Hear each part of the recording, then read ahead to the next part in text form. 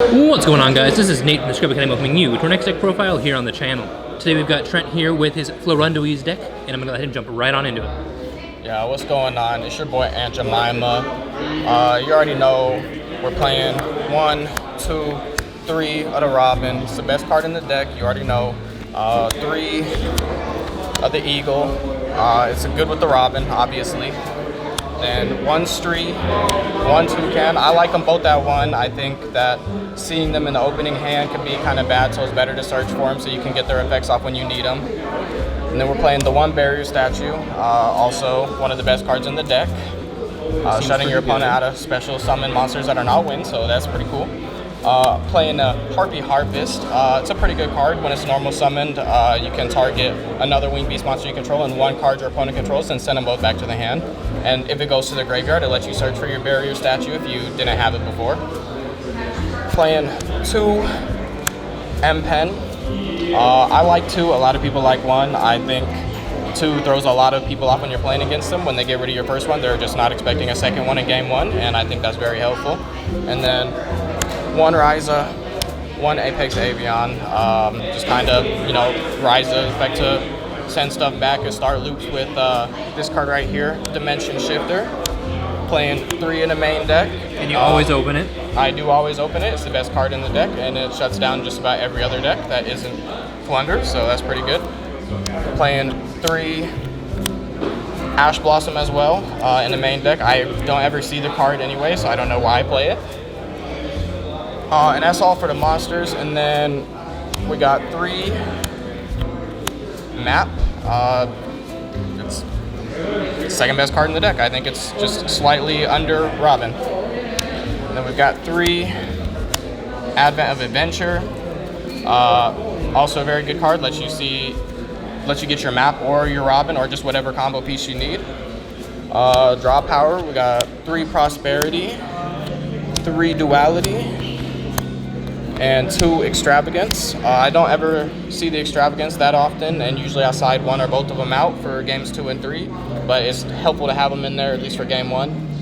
And then 2 Book of Moon, just to kind of play around some cards. I'm playing 1 Unexplored Winds in the main deck. I might bump it up to 2, I'm not sure. It's a very good card, letting you send 1 or 2 winged beast monsters to the bottom and draw 1 or 2 cards, and it's not capped at once per turn, so you can just keep doing it until you see the cards you need. And then for the traps, 2 Imperm, and then 1 Dreaming Town. Dreaming Town's a very good card to search for off of the M-Pen normal summon.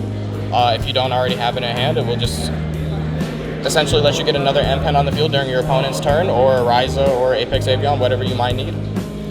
And that's everything for the main deck. Now you said you never see that Ash Blossom. If you were going to take those 3 out, what would you put in for it? I would probably put in a 2nd Dreaming Town, a 2nd Unexplored Winds, and I don't know, maybe just play 1 Ash Blossom, then at that point just take 2 out and then throw those 2 cards in instead. Alrighty.